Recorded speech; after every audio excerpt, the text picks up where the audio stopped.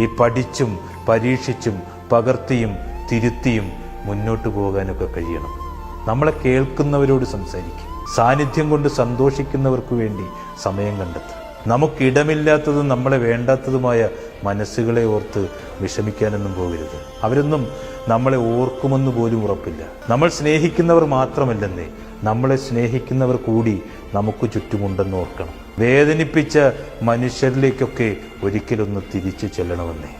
ജീവിതം പഠിപ്പിച്ചതിന് നന്ദി പറഞ്ഞിട്ട് ഈ കൈയൊക്കെ അങ്ങ് കൊടുക്കണം. ഈ വിങ്ങിപ്പൊട്ടിയ നിമിഷങ്ങളെയൊക്കെ ആത്മാഭിമാനത്തോടെ ഓർത്തെടുക്കണം.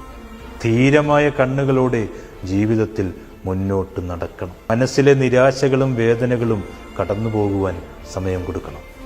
ഈ സമയവും കടന്നു പോകുമെന്ന് നമ്മളൊക്കെ തിരിച്ചറിയണം. ഇന്നിൽ ജീവിക്കുക, അതേത് സ്വർഗമായാലും നരകമായാലും.